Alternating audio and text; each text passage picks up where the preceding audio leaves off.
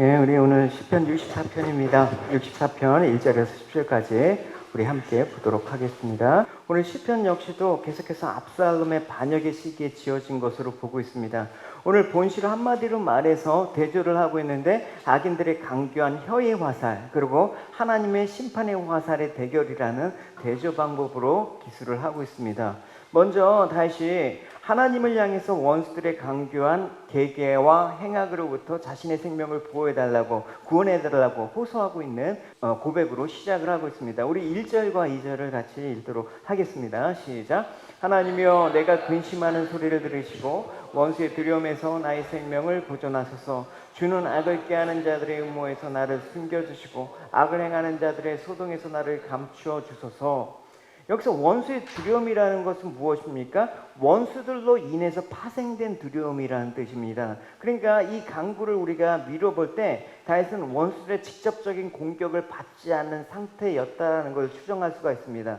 그러니까 지금 원수들의 박해로 인해서 극심한 공경에 처해 있는 건 사실이지만 원수들이 직접 행동을 개시하기 직전에 바로 그런 어떤 모의를 하고 계획을 세우고 그래서 다윗을 공격하려고 그런 준비 전 단계의 상태라는 것을 알 수가 있습니다. 그래서 오늘 그 본시 전체 내용을 보면 악인들은 계계를 꾸미기 위한 그 계획 중에 있는데 3절에서 보면 그들이 칼같이 자기 혀를 연마하며 화살같이 독한 말을 겨룬다라는 것입니다. 그러니까 저걸 완전히 죽이기 위해서 화살에 독을 묻혀서 겨누고 있는 상태. 그래서 다윗에게 한 방에 치명적인 손상을 가할 수 있도록 준비하고 있는 단계라는 것을 알 수가 있습니다. 그래서 이런 다윗을 회하기 위한 원수들의 그 계계는 이런 상황으로 하여금 다윗은 두려움에 사로잡히게 했다라는 것입니다. 그래서 원수의 두려움에서 자신의 생명을 보존해주시고 구원해달라고 하나님께 호소하고 있는 다윗의 모습을 볼 수가 있습니다. 그래서 다윗이 두려움으로 인해서 생명을 잃을 것 같은 그 의기의식을 느꼈음을 시사하고 있는 것이죠. 우리가 이 내용들을 살펴볼 때 두려움이라는 게 우리한테 얼마나 위협적인 요소라는 것을 잘 보여주고 있습니다. 우리가 학창시절 때 경험한 바가 있을 겁니다. 여러분 학창시절 단체로 선생님께 맞았던 기억이 있는 분도 계실 겁니다. 저 같은 경우에도 이렇게 쭉 세워놓고 이제 합니다. 근데 그 기억을 되살릴 때 매를 맞는 거는 사실은 참을 만한데 매를 맞기까지 두려운 거 있잖아요. 이게 탁탁 치는데 그 소리가 점점 가까이 들릴 때 뭐라고 합니까? 막 간이 막 쫄리는 느낌 있잖아요. 그래서 매를 맞는 것보다 그 매를 이제 향한 그 두려움 때문에 그래서 그런 말이 생겼다라는 거 아닙니까? 매도 먼저 맞는 것이 낫다. 여러분 오늘날에도 여러분 많은 연예인들이나 유명 인사들이나 또 일반인들도 할 것 없이 스스로 목숨을 끊는 일들이 참 많이 있습니다. 그러니까 OECD 국가에서 자살률이 1위라는 건 참 심각한 얘기예요, 한국이. 근데 자살을 택하는 여러 가지 원인이 있지만 그 원인 중에 하나가 뭐냐면 미래에 대한 두려움 때문에 그 원인을 분석하고 있는 경우가 많이 있습니다. 미래에 대한 두려움이라는 건 아직 닥치진 않았지만 그 미래에 대한 두려움으로 인해서 막 고통스러워하다가 견디지 못하고 그 중압감에 스스로 목숨을 끊는 경우가 많다라는 것입니다. 그러니까 두려움이라는 건 바로 생명을 위험을 느낄 정도로 심각한 것이라는 것을 우리가 알 수가 있는 것이죠. 그래서 그 두려움은 어떤 대적보다도 우리가 경계해야 될 원수라는 것입니다. 원수들은 우리에게 두려움을 갖다 준 거예요. 그래서 그러한 이유로 성경에서는 거듭거듭 우리들에게 두려워하지 말 것을 요구하고 있습니다. 성경에서 특별히 주님께서는 참 두려워하지 말라라는 말, 하나님께서 두려워하지 말라라는 말을 참 많이 하셨어요. 이런 말이죠. 요한복음에 보면 평안을 너희에게 끼친다. 나의 평안을 너희에게 주노나 내가 너희에게 주는 것은 세상이 주는 것과 같지 아니하리라. 너희는 마음에 근심하지 말고 두려워하지 말라라고 얘기하셨습니다. 그러니까 두려움이라는 것은 하나님을 온전히 신뢰하지 못하는 데서 발생한 거라고 할 수가 있는 것이죠. 어린아이는 어머니 품에서는 두렵지가 않습니다. 아무리 두려운 상황이라도 어머니 품 안에서는 고난 잠을 자는 게 어린아이입니다. 그래서 그 아이가 어머니를 온전히 신뢰하는 이상 애들한테는 두려움이라는 게 없다라는 것이죠. 그러니까 이사야서에서 이렇게 고백하고 있어요. 보라, 하나님은 나의 구원이시라. 내가 신뢰하고 두려움이 없으리니 주 여호와는 나의 힘이시며 나의 노래이시며 나의 구원이심이다 라고 얘기하고 있습니다. 그러니까 우리가 하나님을 온전히 신뢰한다면 하나님이 나를 보호하시고 구원하실 거라는 그 확신 가운데 두려움이 떠나간다라는 것을 우리가 고백할 수가 있는 것이죠. 그래서 우리가 선포하고 생각하고 자꾸만 하나님의 말씀을 드러내고 이런 일들을 통해서 우리가 두려움을 몰아내는 그 일들을 오늘 시편에서 볼 겁니다. 그래서 다윗이 두려움을 가져다주는 원수, 그 악인의 행태에 대해서 이렇게 얘기를 하고 있습니다. 4절을 읽어보시겠습니다. 시작. 숨은 곳에서 온전한 자를 쏘며 갑자기 쏘고 두려워하지 아니하느로다. 여러분, 숨은 곳이라는 말은 뭡니까? 잠복한다라는 의미예요. 이렇게 숨어 있다가, 그래서 악인의 비열함을 보여주는 것입니다. 그래서 악인들과 의인들이 사실은 정면으로 붙으면 승산이 없죠. 그래서 보통 게릴라 전투도 많이 쓰지 않습니까? 숨어서 한 거점에 숨어갖고 몰래 치고 또 숨었다가 그런 작전을 많이 썼죠. 그러니까 자신의 목적 달성을 위해서라면 수단 방법을 가리지 않는 그런 악인들의 행태를 말하는 것입니다. 그래서 그 의인의 해를 가하기 위해서 은밀하게 숨어서 화살을 겨눈다. 그러니까 의인이 예상하지 못하는 순간에 방심한 틈을 노려서 공격의 화살을 쏘는 것입니다. 절대 우리가 방벽이 철저할 때는 악인이 공격하지 못합니다. 성령이 충만하고 말씀과 기도에 충만할 때 악인의 시험이 오는 경우는 없습니다. 항상 느슨해진 틈을 따서 그럴 때 공격에 우리가 노출이 된다 그러면 속수무책 당하게 되는 것입니다. 그러면 우리가 악인의 이런 비열한 공격, 숨어서 화살을 쏘는 이런 공격을 대비하기 위해서는 어떻게 해야 됩니까? 평소에 영적인 준비를 잘할 수밖에 없는 것입니다. 여러분, 임진왜란이 발발할 때 이순신 장군이 어떻게 했습니까? 일본의 적군을 침략을 예상하면서 그에 대한 대비를 먼저 철저히 했습니다. 그러니까 낡은 판옥선을 새로운 판옥선으로 건조해서 바꾸고, 그러니까 막 백길이 추운데도 일본의 그 판옥선들은 다 부서졌어요. 예. 그리고 또 돌격선인 거북선을 만든 거예요. 그러니까 무조건 그냥 치고 들어가면 다 부서질 수 있도록. 그래서 배 위에서도 수군이 잘 싸울 수 있도록 훈련을 평소에 했단 말입니다. 그 결과 임진왜란이 발생했을 때 한 번도 패하지 않았습니다. 조선수군이, 이순신 장군이 있었을 때. 그래서 주요 전투에서만 23전 전승을 거뒀다라는 기록이 있습니다.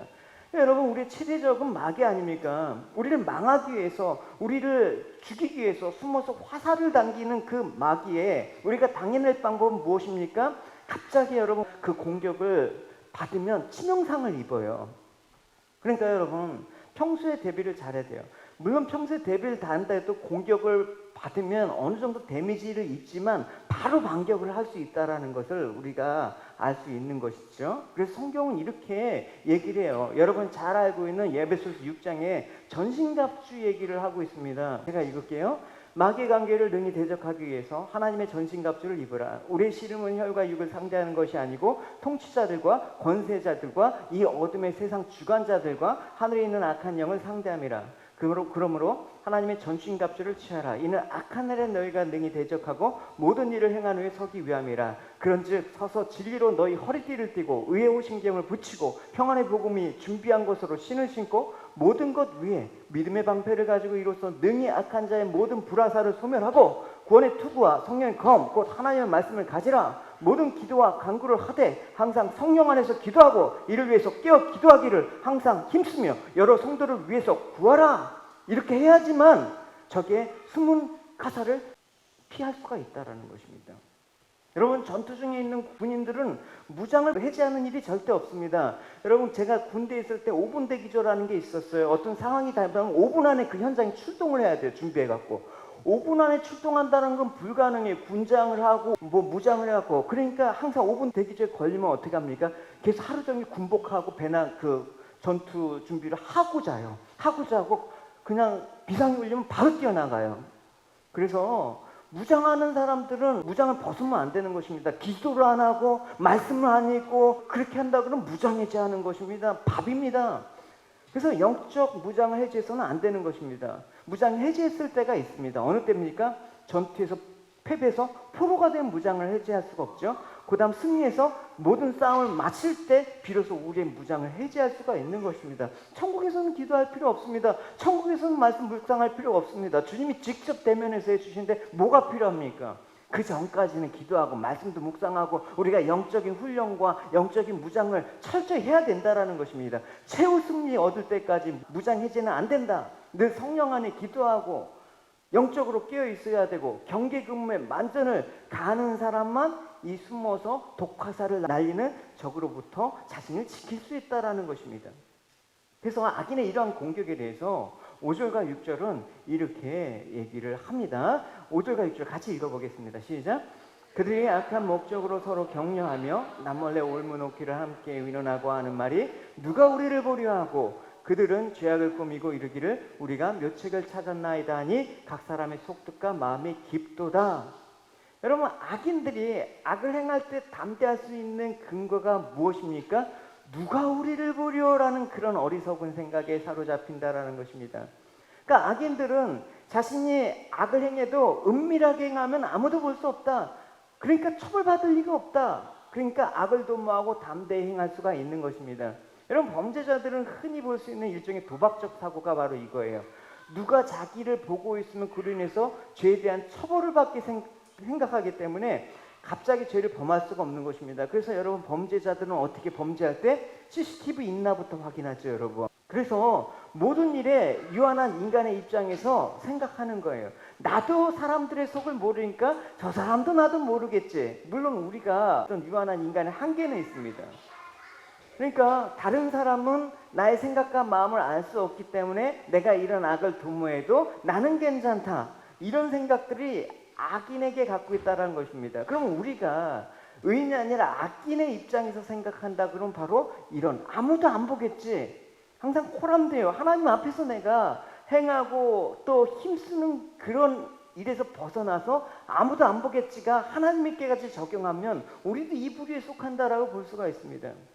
그래서 6절에서는 다윗이 각 사람의 속뜻과 마음이 너무 깊어서 알 수가 없다라는 것입니다. 우리가 격언에서도 10길 물속은 알아도 사람의 한 사람의 속은 알 수가 없다라는 것을 우리가 격언으로 듣지 않습니까?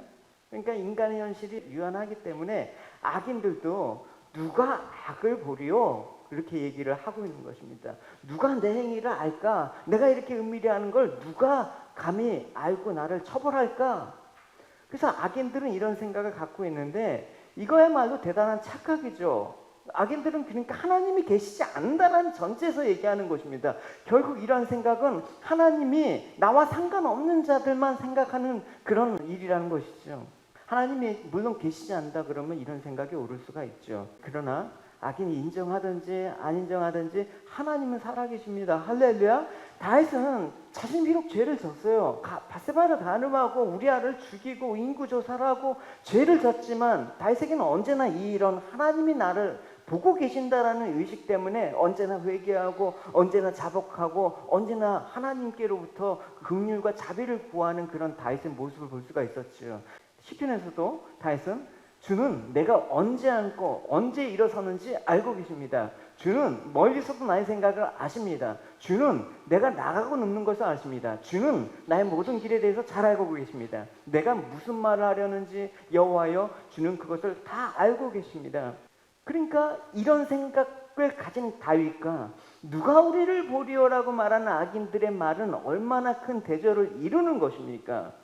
여러분, 우리가 착각하는 것은 무엇입니까? 악인들과 같은 착각에 빠져서는 안 되는 것입니다. 하나님이 계시겠어? 우리는 하나님이 계시다라는 것을 입으로는 고백하지만 우리 삶 속에서 마치 악인들과 같이 하나님이 안 계신 것처럼 살아가는 게 문제라는 것입니다. 사람의 눈은 속여도 하나님의 눈은 속일 수 없다는 생각을 우리는 늘 잊지 않아야 되는 것입니다. 결국 그러한 악인들의 최후의 모습이 어떻다라고 얘기하고 있습니까? 7절과 8절을 우리 읽어보도록 합시다. 시작. 그러나 하나님이 그들을 쏘시리니 그들이 갑자기 화살에 상하리로다. 이러므로 그들이 엎드려지리니 그들의 혀가 그들의 해함이라. 그들을 보는 자가 다 머리를 흔들리라. 다윗의 원수들이 독한 말을 막 칼로 갈고 독화살을 준비해서 다윗을 향해서 칼을 휘두르고 화살을 쏘아대는 순간 그 화살을 겨누고 휘를 당기기 일보 직전의 순간 갑자기 저쪽에서 평 날아가고 그 악인이 죽었다라는 거예요. 여러분, 영화 보면 저격수가 그래요. 저격수 여러분 보셨죠? 영화에서 저격수 그래서 이렇게 쏘고 있다가 상대방 적군이 뭔가 이상한 행동을 감지하고 있을 때 겨누고 있다가 쏘는 거예요. 그 저격수가 누구시냐? 하나님이시라는 거예요. 하나님이 이고 있다가 내 자녀, 의인들 건들 때 그 화살 수위가 악인이 당겨지는 그 순간을 놓치지 않고 먼저 저격한다. 그 얘기를 지금 제가 얘기를 하고 있는 거예요. 그래서 원수들이 화살을 쏘려고 하는데 그 쏜 화살이 어떻게 갑자기 화살의 상하리로다 이렇게 얘기한 것입니다. 갑자기란 말은 뭡니까? 하나님을 대적하는 의인을 공격하는 원수들도 생각을 못했다라는 거예요. 갑자기. 그러니까 하나님의 심판은 서서히 징조에 따라서 뭐 이렇게 하는 게 아니라 악인들의 심판은 갑자기 이루어지는 것입니다. 내가 오늘 잘 되니까 하나님 뭐 있어. 내가 하나님 없이도 살 수 있다 하다가 내일이 어떻게 되는지 알지 못하는데 그게 어리석은 부자 얘기 아니에요. 그래서 실제로 다윗의 원수였던 압살롬이 모든 것들을 압도하면서 전술과 어떤 상황들과 그런 전략들이 압도하고 있는데 갑자기 하나님의 심판으로 압살롬이 죽어버렸잖아요. 그래서 다윗을 비방한 대적들에 대해서 하나님이 심판하신다라는 것을 알 수 있는데 중요한 것이 있습니다. 하나님 왜 심판하십니까? 하나님 공의 하나님이시지. 그러니까 악에 대해서 심판하신 건 당연하지. 근데 왜 심판하는지. 그럼 단순히 하나님 보복자밖에 안 돼요, 여러분. 그냥 원수를 갚아주는 역할밖에 안 돼요. 중요한 것은 9절에 있습니다. 오늘 9절의 핵심이에요, 사실은. 9절에 하나님은 왜 심판하시는가? 9절을 먼저 읽어봅시다. 시작. 모든 사람이 들어와요 하나님의 일을 선포하고 그 행하심을 깊이 생각하리로다. 그러니까 하나님의 심판으로 인해서 세 가지 결과가 가져온다라는 거예요. 첫째는 뭐냐? 모든 사람이 하나님을 두려워한다라는 거예요. 그러니까 여러분 주시하다시피 악인들이 지금 의인을 행하기 위해서 화살을 겨누고 있습니다. 근데 악인들이 의인을 행하는 그 겨눈 화살이 의인의 가슴들을 꽂히는 게 아니라 그게 부메랑이 되어서 도리어 자신의 가슴에 꽂히고 마는 상황들. 그러니까 이런 사실을 볼 때 어떤 반응을 보이겠습니까? 뭐 하나 별거 아니냐 이러겠습니까? 두려운 거죠, 여러분. 악인들의 입장에서는. 그 이스라엘 백성들이 이제 출애굽하지 않았습니까? 출애굽했을 때 완전히 하나님께서 홍해에서 그 수정을 시키지 않았습니까? 그래서 멸절을 됐단 말입니다. 근데 그 일로 인해서 그 소문이 어디까지 퍼졌어요? 가나안까지 다 퍼진 거예요. 그래서 가나안 사람들이 상처나지 하나님밖에 유일한 분이 없구나라고 그 기생 라합이 고백한 거예요. 그 하나님을 두려워하는 사람들이 생긴단 말입니다. 그래서 하나님을 두려워하는 것, 그게 여러분 그 심판으로 인해서 벌어지는 거예요, 여러분. 지금 이 시대 가운데 하나님을 두려워하지 않는다는 건 뭡니까? 하나님의 이 지금 심판, 행하시는 일들에 대해서 무감각하다라는 거예요, 여러분. 지금 하나님께서 심판을 준비하고 있는 모든 상황들이 보이지가 않는다 그러면 우리는 그 두려움이 없다 그러면 그냥 막사하는 것입니다. 악인들이 이런 두려움을 떨게 될 때 회개하는 자들이 나오는 것입니다. 그러면서 하나님 앞에 돌아오는 자들이 있습니다. 우리가 그런 사람 아니었습니까? 우리가 악인 아니었습니까? 우리가 하나님을 대적하는 사람 아니었습니까? 누가 보리오라고 하면서 그냥 우리 멋대로 하나님 그냥 상관없이 살았던 사람인데 우린 이제 하나님이 두려워요. 왜냐? 하나님 행하신 일들을 이미 목도이고 우리 삶 가운데 체험하고 깨달았기 때문에 그런 것이죠. 두 번째 결과가 뭐냐면 사람들이 두려워하는 일이 생기고 그다음 두 번째 일은 사람들이 하나님의 일을 선포하는 일들이 생기는 거예요. 여러분 속담에 발 없는 말이 천리 간다란 말 들어보셨죠? 소문의 확장성을 말하는 것입니다. 그러니까 소문이라는 건 걷잡을 수 없이 퍼져나간 것. 어느 한 지역에서 일어난 일들이 순식간에 퍼져나오고 그래서 유언비어 같은 게 퍼져나가면 온 나라가 혼란의 도가니가 되는 것입니다. 여러분 그래서 오늘날 많이 생산되는 게 뭐예요? 가짜 뉴스잖아요, 여러분. 그러니까 옛날에는 그래도 정보통신이 발전되지 않았기 때문에 순전히 사람의 발로 소문이 퍼지기 때문에 소문의 확산 속도가 느리고 또 막 어느 정도 차단할 수도 있었던 그런 시대가 있었는데 요즘은 인터넷이 발달되지 않았습니까? 지구촌에서 일어난 사실이 불과 수초 만에 전 세계 그냥 삽시간에 퍼진단 말입니다. 그러니까 얼마나 여러분 우리는 오픈된 시대를 살고 있습니까? 그러니까 사람들은 계속해서 막 떠버리는 거 좋아하지 않습니까? 그러니까 믿지 않는 사람들에도 하나님 심판을 목도했을 때 그 놀라운 일을 행하시는 것을 눈으로 봤을 때 어떻게 합니까? 허태게 되는 거예요. 하나님 그걸 얘기하시는 것입니다. 야, 하나님이 저 애굽을 심판하시는 거 보니까 우리가 지금 이럴 때가 아니야. 그런 것들. 그래서 그 결과 하나님의 놀라운 역사가 전파되고 하나님의 심판은 하나님의 영광이 되는 거예요, 여러분. 복음 자체가 그렇다라는 거 아니에요? 복음은 심판과 구원의 양면성을 다 갖고 있는 게 복음이라고 했잖아요. 하나님의 심판하신다. 하나님을 믿지 않으면, 독생자 예수 그리스도께 돌아오지 않으면 하나님이 심판하신다가 복음 아니에요. 돌아오면 사는 거고 돌아오지 않으면 심판이고, 그러니까 하나님의 심판 자체가 하나님의 영광이 되는 그 시대를 이제 맞이하게 된다라는 것입니다.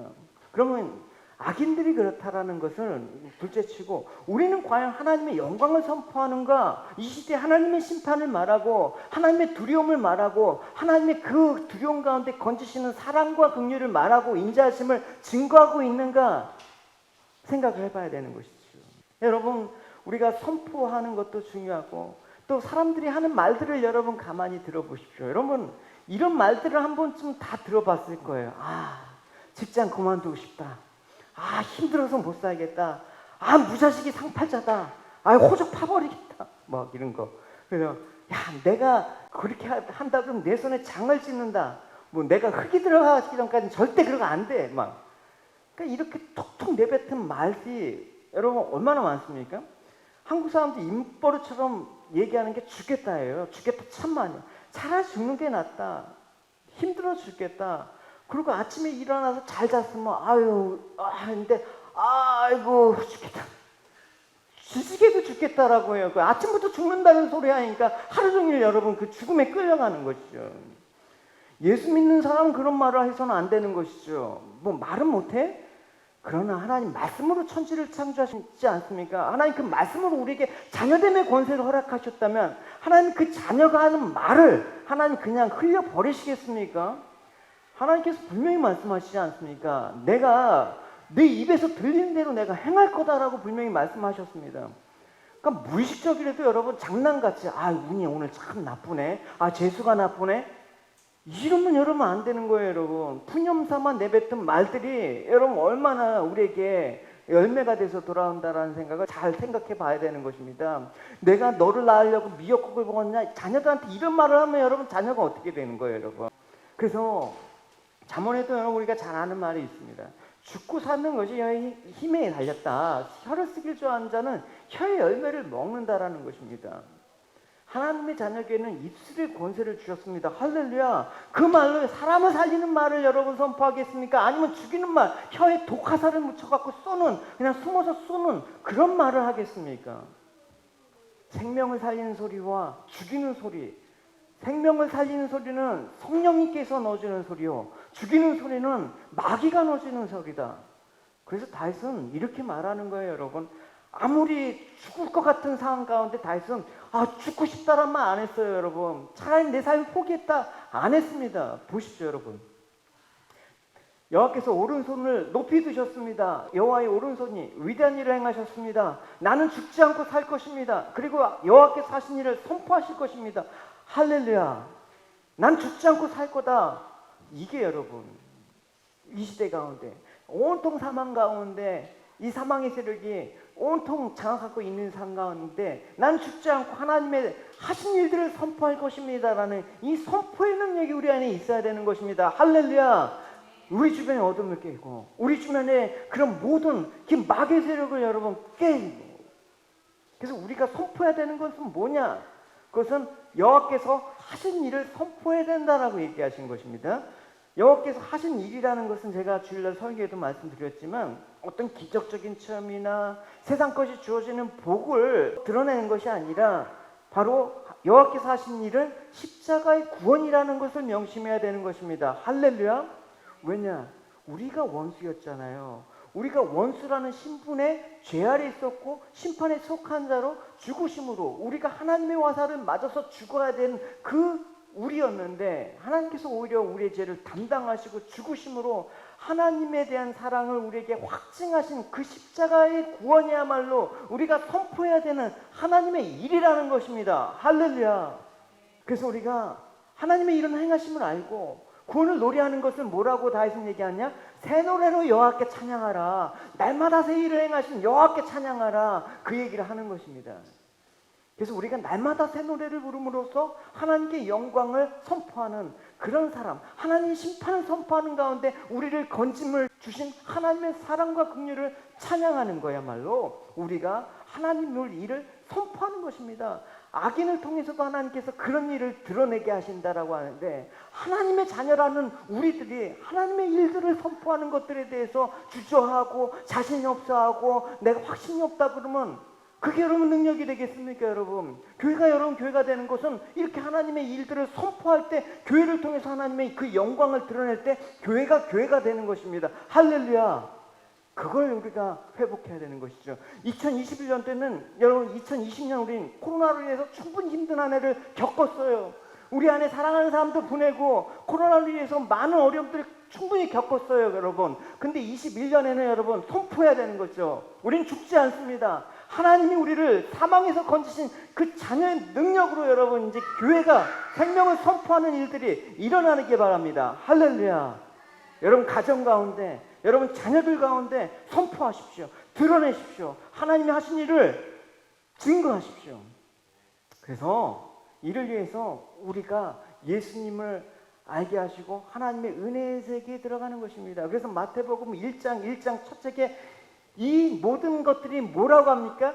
예수 그리스도의 세계라고 선포하고 있는 것입니다. 이 모든 세상이 이미 예수 그리스도의 세계 안에서 하나님께서 하신 일이다. 너희들은 이제 그걸 증거하라고 신약의 복음을 주셨습니다.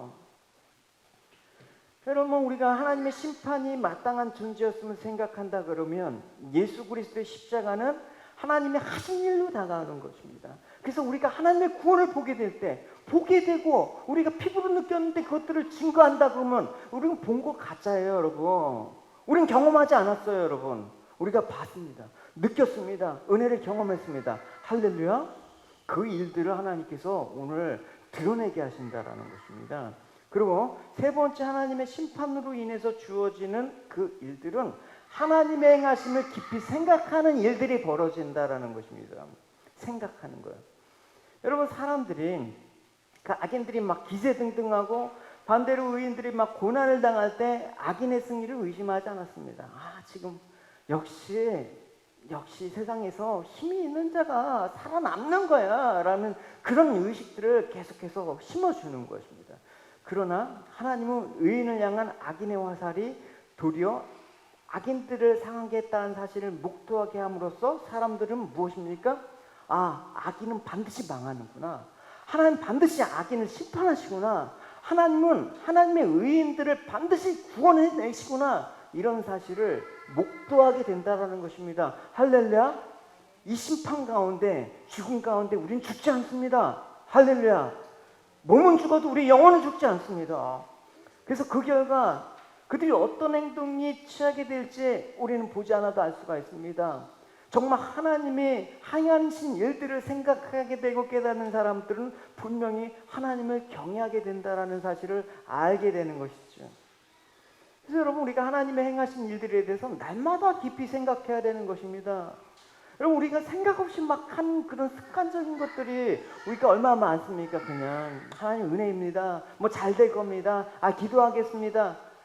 귀중한 말이지만 정말 기도의 능력들에 대해서 우리가 곰곰이 생각해보고 정말 하나님께서 우리에게 행하신 그 일들에 대해서 깊이 체험하고 있는 사람은 그냥 습관적으로 아무 생각 없이 영혼 없이 내뱉을 수가 없는 것이죠.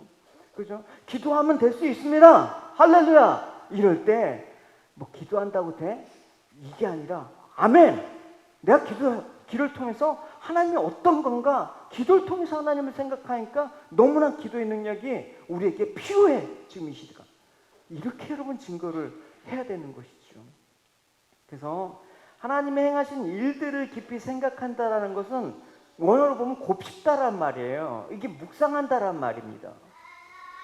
여러분, 우리가 묵상할 때 보잖아요. 그냥 성경을 그냥 쭉 읽으면서 씹어보는 거예요. 단어 하나, 그 상황 가운데 들어가서 내가 그 현장, 그 혈유병에 그 여인이 만졌을 때 내가 그 무리에 수도 있어 보고, 내가 혈유병을 여인이 돼갖고 예수님의 지금 옷자락을 만지는 그 심정이 돼야 되고, 이렇게 할 땐 주님께서 어린아이가 내게 오는 것을 막지 마라. 천국은 이와 같은 자이다. 이렇게 심정을 또 느껴봐야 되고, 그게 여러분 실제죠. 여러분 말씀이 실제가 되지 않으면, 말씀이 실제가 되지 않으면 어떻게 말씀이 살아서 역사하냐고 여러분. 죽은 말씀이죠. 그러니까 하나님의 행하신 일에 대해서 깊이 생각한다라는 건 계속해서 그냥 읊조리고 곱씹어보고 그렇게 생각함으로써 하나님이 내 마음 가장 깊은 곳에 들어오시는 것입니다. 임재하시는 것입니다. 할렐루야. 그럴 때 충만한 것입니다. 그럴 때는 여러분 세상에 어떤 것도 부럽지가 않은 것입니다. 시편 77편에 보면 시편 기자가 하나님의 전능하신 능력을 알고는 있지만 경험하지 못한 거야. 그러면서 모든 이 상황 가운데 하나님께서 나를 건드시고 나를 이 두려움 가운데 꺼내주실 거라는 걸 알고 이성적으로는 알고 있는데 이게 공감이 안 돼. 그래서 두려우면서 슬퍼하면서 이렇게 고백하는 거야. 안 되겠다. 내가 그냥 알고 있는 게 아니라 내가 이렇게 한다. 내가 주의 행하신 일들을 어떻게 묵상하는 거야. 곰곰이. 주의 행하신 위대한 일들을 생각하는, 거듭거듭 생각하는 거예요. 이 시인이 답답한 상황 가운데 오히려 하나님의 전능하신 그 행하심을 생각하다 보니까 하나님을 아는 일에 참으로 좋다라는 것을 고백하는 것입니다. 그래서 이 시인이 하나님이 역사하신 과거 일들을 생각해 보는 거예요. 어떤 얘기를 하냐면 홍해를 가르셨을 때 이스라엘 백성들을 안전하게 건너게 하신 그 일들을 생각하는 거예요. 그러면서 그 장면을 이렇게 묘사하고 있어요. 보시면 하나님이여 물들이 주를 보았나이다. 물들이 주를 보고 두려워하여 기품도 진동하였고 구름이 물을 쏟고 궁창이 소리를 내며 주의 화살도 날아갔나이다. 회오리 바람 중에 주의 우레소리가 있으며 번개가 세계를 비추고 땅이 흔들리고 움직였나이다. 주의 길이 바다에 있었고 주의 고등길이 큰 물에 있었으나 주의 발자취를 알 수 없었나이다. 주의 백성을 양같이 모세와 아론의 손으로 인도하셨나이다. 여러분 지금 이 홍해가 갈라지는 이 장면이 출애굽기 14장이란 말입니다. 출애굽기 14장에는 이렇게 묘사 안 되어 있습니다. 그냥 하나님께서 가르시고 건넜다. 이렇게 나와 있단 말입니다. 여기에 언급되어 있는 막 우레나 번개나 지진이나 막 물이 두려워하고 떨었다라는 이런 표현이 안 나와 있어요. 그럼 시편 이 기자는 그때 상황들을 겪어보지도 않고 왜 이런 표현을 썼을까요? 상상을 한 거야. 생각을 한 거란 말입니다. 어떻게 상상합니까? 어떤 일이 있는 것처럼 하는 게 아니라 과거에 있었던 역사적 사실을 기반으로 해서 내가 그 사실 가운데 들어가는 거야. 그러면서 큰 바다가 갈라지는 그 마른 땅을 건너가는 이스라엘의 그 무리 중에 내가 거기서 건너가는 걸 생각해 보는 거예요. 이건 과대망상이 아니에요, 여러분. 성경의 그 일들, 그 사건 현장에 내가 들어가 봄으로 인해서 성경 그 텍스트가 비로소 하나하나 살아나는 거예요. 그럴 때 여러분 예수님께서 하신 말씀이 얼마나 우리에게 실질적인 능력과 위로가 되는지 경험하게 되는 것입니다. 그런 과정 가운데 시인은 이렇게 풍성한 표현을 하면서 새로운 확신을 갖고 가는 거예요. 내가 하나님 행하신 일을 이 현장 가운데 생각하고 묵상하니까 이렇게 결론을 내린 거예요. 오 하나님, 주의 길들은 거룩합니다. 어느 신들이 우리 하나님처럼 위대하단 말입니까? 이렇게 결론을 내야 되는 것입니다. 기도해도 안 돼. 예배 드려도 별일 없어. 그냥 신앙생활에도 별 볼 일 없어. 이렇게 결론이 내리면 그 사람은 생각지 않은 거예요, 여러분. 생각하면서 신앙생활을 하라는 것입니다. 생각한다라는 것은 그냥 지식으로 얻고 습득하는 그냥 교회 다녀서 알게 되는 그런 생각이 아니라 성경 속으로 들어가라, 여러분. 그 사건과 그 인물이 돼갖고 그 상황이 돼갖고 한번 상상해봐라. 그럴 때 하나님이 얼마나 우리를 지금도 붙잡고 계신 그 능력으로 말씀 가운데 함께 하심을 우리가 경험하게 될 것이냐. 수많은 믿음의 사람들은 다 그렇게 했습니다. 예수님 만난 사람들이 어디 있었습니까? 3년 반 동안의 공생의 시절 때 예수님 만난 사람들하고 성경의 그 수많은 오랜 역사 동안 예수님 만나지 못한 사람은 실제적으로 만나지 못한 사람은 더 많았습니다. 그럼 그들은 어떻게 하나님 믿고 그들은 어떻게 구원을 받아요? 우리는 주님을 만날 수가 있습니다. 볼 수가 있습니다. 할렐루야. 성경 속으로 예수님께서 제자들과 함께 걸어가신 그 밀밭을 나도 걸어가는 거야. 그렇죠? 나도 걸어가요. 아까도 아내랑 잠깐 산책을 하면서 파라마타 가다 제가 그 상상을 하면서 나뭇잎 같은 걸 이렇게 뜯어요. 예수님의 제자들이 배가 고파서 밀밭길로 가를 때 이렇게 뜯어서 먹는 그 장면을. 근데 아내는 저한테 그런 거예요. 꽃을 함부로 꺾지 마. 제가 그런 의미가 아니에요. 내가 변명하고 싶었어요. 저는 그렇게 상상을 하면서 이렇게 나뭇잎도 따고 그런 거란 말입니다, 여러분. 성경 속의 모든 사건과 주제, 그거를 여러분 생각할 때 그게 내 사건이 돼야 돼요. 할렐루야. 예, 그게 내 말씀이 돼야 됩니다. 그 말씀을 취한다, 말씀 붙잡는다가 바로 그 의미란 말입니다. 그래서 직접 들어가서 하나님의 성품을 경험하는 거야. 내가 그래서 주님의 성품을 닮아가는 거야. 하나님의 행하신 역사를 생각해 봄으로써 내 믿음이 더욱더 풍성하게 되는 것을 느낄 수가 있는 것입니다. 그래서 우리의 온 마음과 생각과 영혼이 말씀 속으로 들어가서 하나님을 만나고 인지한다라는 게 정말 흥분되는 일입니다, 여러분. 그래서 묵상이 즐거워야 되고, 여러분 우리가 찬양 드리고 하나님께 기도하고 우리 예배 가운데 하나님이 우리에게 임재하시는 이 놀라운 사실을 우리는 자랑해야 되는 것입니다. 예배가 얼마나 좋은 건데, 할렐루야. 예배가 얼마나 좋은 건데. 제가 10대 이제 후반부터 고등학교 때부터 그 대학교 그 한 10년 동안 청년 있을 때 정말 아내한테 자랑했어요. 나는 고등학교 때부터 아침부터 새벽에 가고 저녁 때까지 예배 3부 예배, 그 교회가 두 군데 있었어요. 저기 개포동에 하나하고 분당에 있었어요. 내가 개포동에서 예배 다 드렸고 또 왔다 갔다 하면서 그 분당에서 드리고 하루에 예배 5번씩 드렸어요. 그러면서 본당에서는 뭐 찬양인도도 하고 저기 분당에서는 성가대 지휘도 했었어요. 그러면서 제가 했던 것들을, 그러니까 너무 육체적으로 힘들었었죠. 줄만 되면 막 녹초가 돼. 새벽부터 저녁까지 풀타임으로 가요. 제가 뭐 어떤 사명이 있어서 그런 거 아니고 뭐 의무감이 있어서 그런 게 아니라 저는 그게 좋았어요. 그냥 예배 드린 게 너무나 좋은 거야. 그냥 성전에서 그냥 내가 하나님께 뭔가 할 수 있다는 그 사실이 너무나 좋으니까 그게 좋은 거예요. 그게 여러분 짐이 되면 안 되지 않습니까?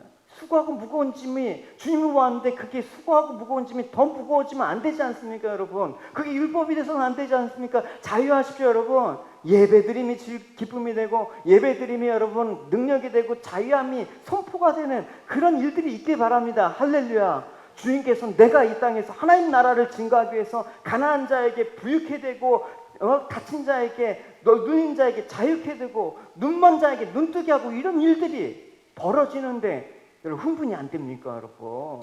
예? 아무런 하나님의 일하심이 느껴지지 않는데 우리 신앙 가운데 뭔가 역동성이 생기겠습니까? 틀림없이 우리 가운데 그런 일들을 벌이십니다, 하나님. 할렐루야. 살아계신 하나님이십니다. 할렐루야. 날마다 우리는 그래서 하나님 만나고 경험하시고 나의 왕 되신 하나님께 진심으로 전심으로 나를 드릴 수 있는 담대함을 갖고 나가시는 것입니다. 할렐루야. 하나님이 풍성한 생명으로 날마다 은혜를 우리가 오늘 맛보지 않으면 누구에게 그 은혜를 증거합니까? 내가 경험하지 못한 하나님을 누구에게 하나님의 살아계심을 증거한다란 말입니까? 날마다 하나님의 인자하심과 성실함에 의해서 내가 오늘도 살아가고 있음을 증거하십시오. 할렐루야. 성도는 그래서 현재의 삶과 미래의 삶에 두려움이 없어야 되는 것입니다. 비록 힘든 일이 다가오더라도 고난을 겪는다고 해도 분명한 것은 하나님의 인도하심과 보호하심으로 내가 지금 잘 가고 있다라는 사실, 누구에 의해서? 내가 아니라 하나님에 의해서 내가 잘 가고 있다. 그 사실을 날마다 확인할 때 구원하심이 보좌 위에 앉으신 하나님께 영원히 어린 양께 있도다. 그렇게 찬양하는 것입니다. 그래서 여러분 주님께서 오늘도 우리에게 행하신 일들을 여러분 경외하며 또 생각하며 선포하고 그런 일들을 우리가 부지런히 하시기 바랍니다. 주님께서 행하신 이 일들이 우리 삶 가운데 어떻게 나타나는지 살피고 감사하면서 여러분 마을 지체들한테 또 아직 신앙에 대해서 확신이 없는 지체들한테 어떤 기독교에 대한 신앙이 아직까지 없는 지체들한테 가서 이런 사실을 명백하게 증거하는 겁니다. 우린 이거 하다가 가면 여러분 성공입니다. 여러분 얼마나 여러분 흥분되고 하나님의 행하신 일들 때문에 내 삶이 얼마나 좋은 죄 증거하시는 여러분이 되시길 주님의 이름으로 축원합니다.